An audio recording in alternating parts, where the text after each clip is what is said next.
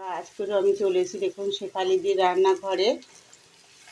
আলু দিয়ে তো অনেক রকম রেসিপি খেয়েছেন, আলুর ভর্তা খেয়েছেন, কিন্তু আজকের আলু দিয়ে একটা সুন্দর রেসিপি তৈরি করছি বন্ধুরা। দেখুন সেই রেসিপিটা আজকে তোমাদের সঙ্গে শেয়ার করছি।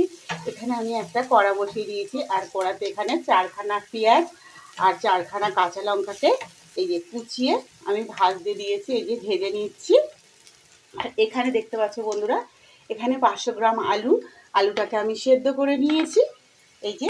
আর এখানে পেঁয়াজ কাঁচা লঙ্কা ভাজা করে নিচ্ছি, 2 চামচ সরষের তেল দিয়েছি, দিয়ে পেঁয়াজ আর কাঁচা লঙ্কাটা ভেজে নিচ্ছি। এবার পেঁয়াজ কাঁচা লঙ্কাটা ভাজা হয়ে গেলে একটু মাঝখানটা ফাঁকা করে নেব।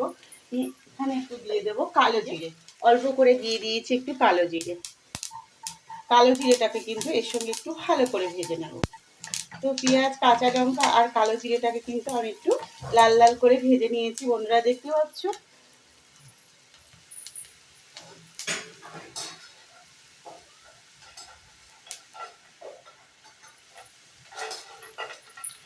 আর এর সঙ্গে আমি দিয়ে দেব কতগুলো বড়িটাকে আমি আলাদা করে ভেজে রেখেছিলাম তরকারিতে দেওয়ার জন্য।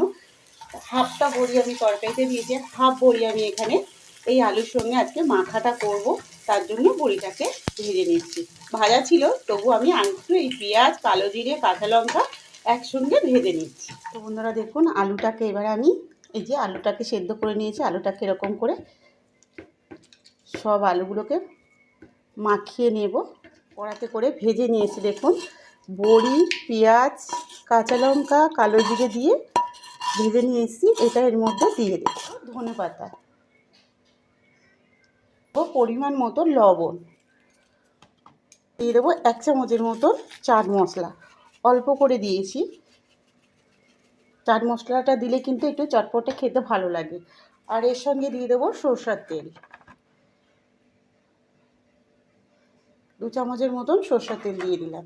দিয়ে সবগুলো উপকরণকে একসঙ্গে আমি মাখিয়ে নেব। আলুর ভর্তাটা রেডি হয়ে গেছে, এই দেখুন কতটা সুন্দর হয়েছে। আর এটা কিন্তু খেতে খুব সুন্দর হয়েছে বন্ধুরা।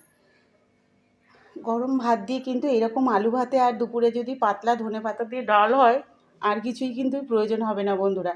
এটা কিন্তু মাছ মাংসের থেকে কোনো অংশে কম নয়। এইরকম একবার আলু ভাতে খেয়ে দেখবেন বন্ধুরা, দুর্দান্ত স্বাদের হয়।